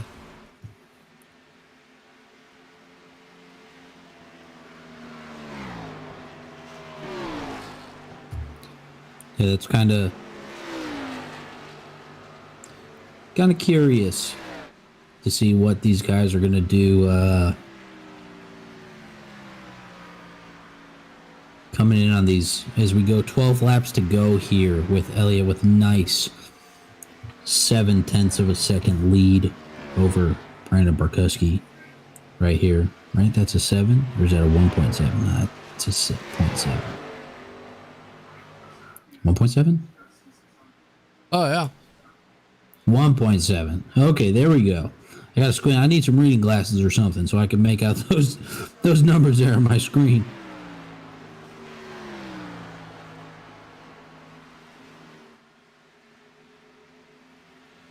Because these guys have just left. These top couple cars are just nasty. These things are disgustingly fast. Yeah, it is.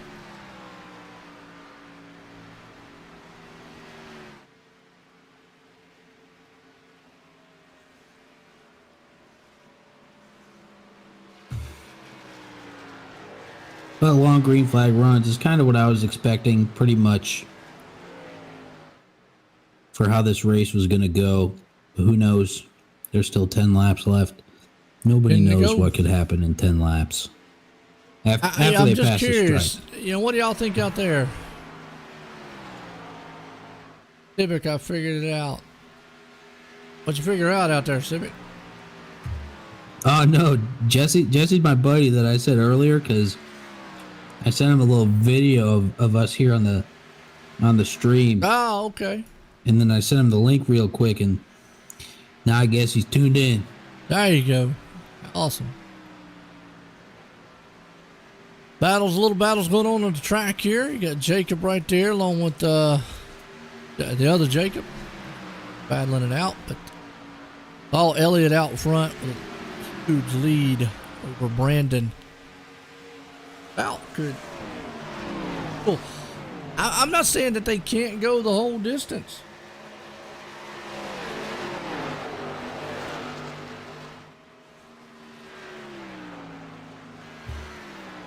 Yeah, I'm not. You said lap 49? That's when They pitted? Gosh, my math is terrible then. Goodness me. Long way here, long way. Yeah. As we got Pollo Loco 9871 saying, "Go Brandon. Catch that fool." Well, he's 1.5 seconds, almost 2 seconds back. And he's right there on him time wise. But obviously Elliott could give up a little bit of time to they're a tenth between each other. Elliott could give it a little time, save some fuel. Obviously at this point they're not pitting. And Elliott's probably in a better position than Brandon is, because Elliott could save some fuel with being almost now he's about 2.5 seconds ahead. So what that tells me right there is he definitely was saving some fuel. But you can see Brandon, trying to pick up the pace. It's just still a tenth difference between the two. Yeah, Elliott's got a lot of wiggle room here. He could drop a tenth, 2/10, and still be sitting fine. Oh, yeah. With his position in lock for the rest of this race. That being those times being a lap, a tenth, 2/10 or so a lap, which is a big difference. And that in the long run can stack immensely. But being here coming up to about 7 to go, situation pending, he's got a good amount of leeway. Coming in with a couple more, the last laps winding down.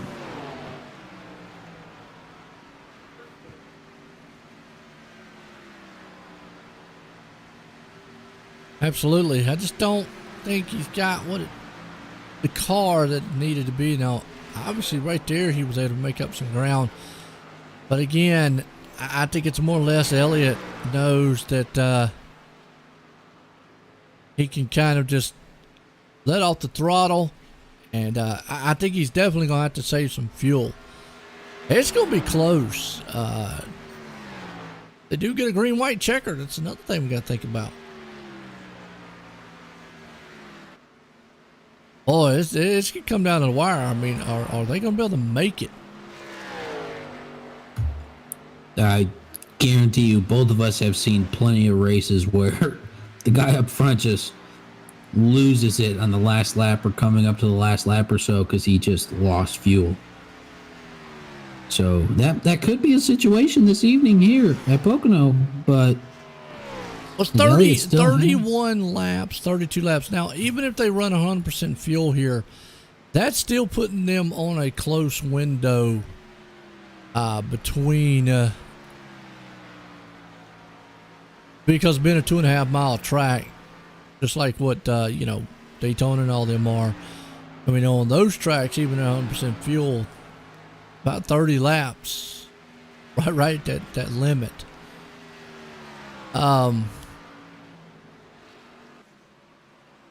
Yeah, I'm going to go out on a limb and say they probably have.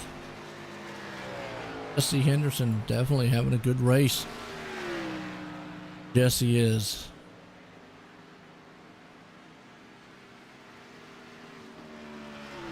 Jesse? No, Jesse? he said Henderson. Jesus. Henderson's Jesus. running flawlessly. I can't read. Don't. I guess Yeah, we he both is. have. Henderson is definitely running a flawless race. My bad. You're right, and he's doing it what he needs to do. He gets a little bit of lead there. He's maintaining that second gap, saving some fuel. I'm gonna go out on a limb and say here with 5 to go, yeah, they should have enough push this thing out there. Obviously, Elliott has the third spot.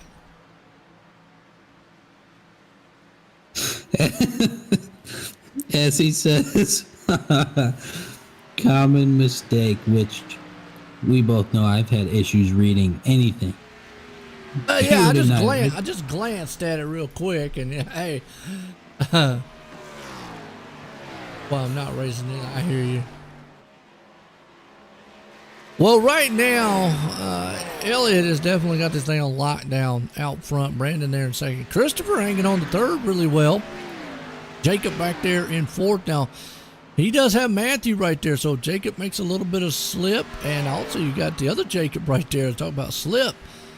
Matthews could be in trouble of losing the fifth place spot, so this is a good battle happening right here on the track. Yeah, Jacob takes that dive down, coming into turn 2 right here. Thought he had him cleared for a second, maybe could get his nose in there, but I guess he didn't. But they were looking a little squirrely right there, coming off of 1 onto that long stretch between turn 1 and 2. Yes. If Jacob's going to be able to cool those tires back down and get another good run there on Matthew. Getting here to closing laps here at the Great Lakes Cup Series here tonight. Pocono, tricky trying, you see them trying to break the draft all the way down. That's what you do, kind of snaking it down the front stretch. Because you can see Matthew right there was able to climb all over Jacob there for the fourth place spot. Yeah, this I think will be a nice little interesting battle between at least the 2 of these. Hopefully the 3 of them get a nice battle going in these closing laps as we're coming up to 2 to go here. So he's got a pretty nice run coming into 2 as we're watching right here as he's using that draft to get a good run. But this one right here is that shorter straightaway coming into turn 3 that we're watching right now. This is just creeping up a little bit. You know what's frustrating there is you see that right there. You're able to get close and it's almost like a brick wall just kind of stopping you there and kind of low trying to break the draft. You can see he'll go in the turn. Does he have enough?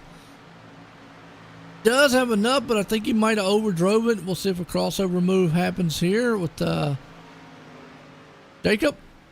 No, Jacob not able to cross him over. On his back bumper, though. Yeah, and he brought Jacob Bransky with him, too. So these guys, all 3 of them are real close right here. Oh, the lap car is going to play a factor, and he does. And I'm going to tell you what happened right there. Jacob got tagged just a little bit. White flag, won't matter what happens. These guys back here can kill each other. Elliott Henderson's got a huge lead. We're going to watch this battle one more time around the tracks. Just to real quick show you where Elliott's at right here. Great battle happening on the track here for 6th spot. Absolutely. That the lap car threw a wrench in someone's attempt at a position right there, or to save a position. As it looks like Elliott's coming off turn 2. Final time. We'll follow him out here. Down the short chute out of turn number 3. Watch him come out of this one. And Elliott Henderson going to put this thing in victory lane. Brandon Perkuski come home in second. Christopher Heller up in the third. Watch his battles. They come out of the last turns. It's the 4th and 5th and 6th place spot. Turn 3, who's going to have the momentum? Boy, they drove it out of 3, but not going to happen as it looks like Jacob's going to hang on to 5th, Matthew 4th, and 6th. So, what a finish to this one.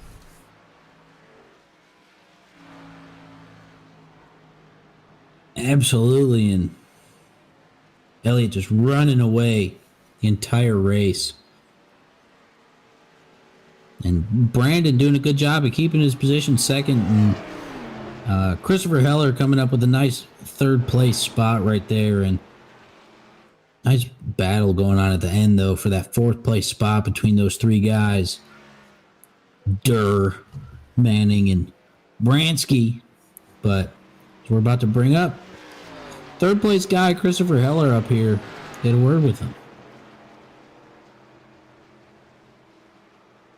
Right. Well, let's bring up the third place guy here and let's get a word with him. Hey, Chris, it's Alex up in the booth. You got us? Yeah, I got you, man. What's up? Hey, man, we got a quick little talk in there with your mother, Patty. Oh, I was yeah? talking with her a little bit. I mean, she was chatting it up on YouTube, and we were kind of talking at her, but pretty strong race right there. What are you thinking coming into the tricky triangle? What were you kind of thinking this race would be like? Well, I expected it to be a little bit of a wreck fest early, and it's kind of what happened. I got into the wall early on in the race. I had to come down and fix it, and then Ashton lost it, and then got into my left rear. I have no idea how I saved that one. I had to go fix more damage, and then I decided to do some pit strategy to get back up to the front so I didn't have to be back there in all that chaos. But we got back up there with some older tires, and I was able to just stay in the top 5 there. And I just want to say, RJ, I feel bad for RJ because it looked like his internet cut out there, so that's how I think I got 3rd. But yeah. Yeah, and like you said, I want to touch on that save because Joe and I were talking about it briefly, and I totally thought you were going to get smoked into that outside wall. Personally, I thought you were going to get smoked, and you made a perfect save, and you kept it so nice and clean. And so, hats off to you on that one. Very strong. Honestly, I was thinking the same thing as you were. I thought I was smoked. I thought I was done. So I saw him hit the fence. I got down as low as fast as I could, and I just got clobbered. Yeah, and I mean, you did a fantastic job of keeping it under wraps and finished very strong, like you said. Very nice battle up to missing all that, whatever you want to call it, that happened. Yeah, that chaos. I'm calling it chaos. Yeah, it was it was definitely a bunch of tomfoolery happening back there. We'll just put it that way. But anybody you want to give a shout out to? Thanks to anything? Oh yeah, I'd like to say thanks to my parents for watching. My team CB3 Motorsports with Brandon Barkowski who finished 2nd, who was dreading this day, and I'm proud of him for finishing 2nd. That was awesome. How fast he learned this track in 40 minutes. I also want to thank Justin Benda, Cody Williams, thinking Cole Bradley too. He's been my longest teammate basically from the start of my league racing, but he couldn't make it here tonight, unfortunately. And I also want to thank the people over on the truck side, Split Second Esports and Elliott Henderson Racing, and all those guys over there as well. And I want to congratulate Elliott for the win tonight. Awesome. Well, it sounds good, man. Definitely a very good showcase tonight from you on multiple occasions. Yeah. Very, very good stuff here at the Tricky Triangle. Thanks, Chris. Yep. Thank you. Go, Chris. Third place man tonight. Outstanding job. Let's bring up second place man here, Brandon Perkuski. Brandon Perkuski. Alex up in the booth. You got us? Yeah, how's it going, Alex? Hey, man. So I'm just going to lead off with this. A little birdie just told me that you only started this track 40 minutes or so before the race this evening. Is that correct? No. So is that Heller, the little birdie?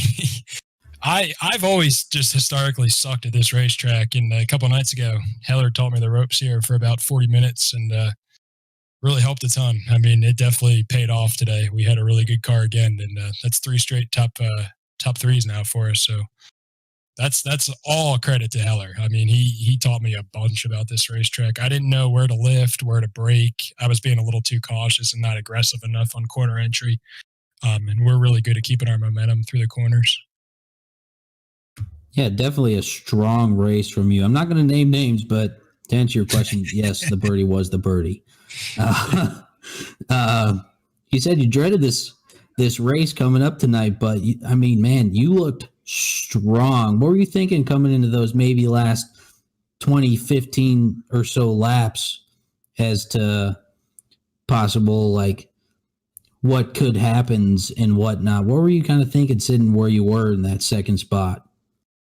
Well, I think the run before that we held on to Elliott pretty good, but it's pretty evident he definitely saved his best stuff for the last. And hats off to Elliott. He's I think you guys know well enough. He's got to be one of the most talented guys in this Great Lakes thing, and another great win for him. We just didn't have enough, but for us to be able to just battle up there with him, in situations like that, we're more than grateful for that. You'd rather be finishing second than 22nd any day of the week. So really proud of just what we've been putting together here. And I think Heller and I should be 1-2 now in points after this sorts out. Unfortunately, RJ had network issues, kind of like me and Homestead the other night. So we don't want to beat RJ like that, because RJ's got a crap ton of talent too. Almost swore there, but we'll be seeing him next week, I'm sure, back, and I expect him to compete. And I think Elliott too has had a lot of bad luck in this league, but this is the Elliott Henderson we all know, and he's going to be tough to beat as well. Yeah, it sure seems like it. And I mean, we touched briefly on it, how I thought that you were coming in with maybe a vengeance or something after getting your technical issues on Tuesday for the Truck Series race. So I was like, maybe he's got a little something for us. Unbeknownst to me, apparently this is a terrible track for you after hearing what Chris told me. But no, man, you pulled it off, and you did a fantastic job throughout the entirety of this race. You got anybody you want to thank or anything for what? Yeah, it's got to go to Heller again, man. I'm telling you, Chris Heller, he's the man. He's running the good league here. I thought this race was really going to go south, but we had a good run there at the end. I think it cleaned up a bit, and Chris is a heck of a teammate too. I mean, if I did not practice with him the other night, we're talking 12th instead of second here right now. I can't make that up. So shout out to him, and great job by Elliott. Great win. Thanks to you guys too. And at least, well, thank you. We appreciate it up here. Maybe if that difference between that little lesson you got from him will determine whether or not you got in that big wreck, maybe about halfway through this race. But you pulled it off, man. We got Brandon Barkuski finishing P2 after a strong race. Go get that winner, man. He deserves a good interview, man. He is the man. Elliott is the guy to beat. So go get him, bring him up here. Thank you guys for putting on another good show. Yo, Brandon, pulling it off in second place tonight. Well, like you said, Elliott Henderson here tonight. Elliott, join the booth, got a copy? Yes, sir, I do. Well, I'll tell you what, dominating fashion out front there, but a couple times looked like it was a little sketchy. You got marked back in traffic there one time. Was you a little worried about trying to get back up front? Because I know this place is a harder place to pass after a while. Restarts were fun. The first one was probably the most stressful. I talked about in practice how we could go from like 5th or 6th up through the field, but I didn't anticipate going from 6th and having the chance to take the lead into the tunnel turn on the first lap. So that was interesting. But yeah, guys want to try things with tires every week, it feels like, and sometimes it works, sometimes it doesn't, and you just got to work around it. It's frustrating, but it's part of racing. I can't dictate what other people want to do. But Brandon had a good car. I feel like RJ and a lot of those guys had a good car, and we got lucky with a couple of the accidents that helped eliminate those guys, and Jacob Manning making a weird pit call at the beginning, and just some weird things. But I feel like we had the speed generally to probably have a top 5 car regardless. The winning car is obviously cherry on top. Absolutely. And so, like you said, you came out here. I mean, this place can be tricky, as they call it, the tricky triangle here at Pocono. How was the car? Was it loose, tight? After a while, it looks like they kind of got a little bit loose. Well, I'd love to know what Brandon and Chris said, because, I think it was different for everyone. Brandon said I flipped a switch at the end of that last run, and it really comes down to just managing the rear tires. So you can drive in hard, and the front tires will kind of take it, but it's when you try to get back in the gas and you try to slip those rear tires, what they do. So I was trying to eggshell it, almost like you're at a road course, like Watkins Glen or Sonoma, and you just kind of ease back into the throttle and try to get that bite off and make sure that it's there before you really go hard into it. And I felt like that was kind of my bread and butter, because as soon as you saw the restarts, maybe like I think Barkowski and Tankersley and those guys were able to really drive down in there on me because I was backing up the corners. But I felt like I had to pull off to where, you know, if they couldn't get to me off the corner, they were never going to be able to pass me in that situation. There was one late block that I had to throw on Brendan going into one, and I felt like an ass for it. But, you know, I got to try to keep the lead. The clean air really helped with the feel. So I'd say if you're talking aside, it's probably a little bit more tight than it was loose with how I was driving it. But it definitely skates around the rear end a lot if you're trying to put power down. But it's that patience and kind of understanding of what the car is going to do that helps you kind of negate that throughout the run. There you go. I'll tell you what, that's why you put a dominating performance and look very clean out there in the front. Got anybody you want to thank for this awesome win here tonight for the Great Lakes Cup Series? Yes, I mean, you guys for the broadcast, Sam, Chris, Brandon, all these guys that put on the leagues and the series. You know, a lot of this is coming together really well. We got a lot of nice guys over here, some cool stuff going on. We got a lot of different series that they're trying to promote and do. So appreciate all of that effort.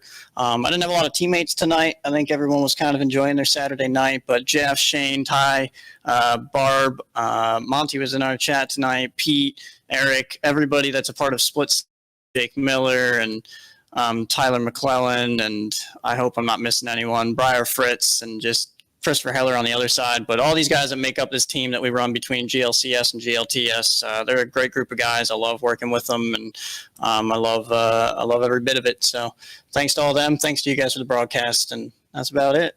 Well, I'll tell you what an awesome finish, an awesome win for you there tonight, Elliot. Again, congratulations. Have a good night.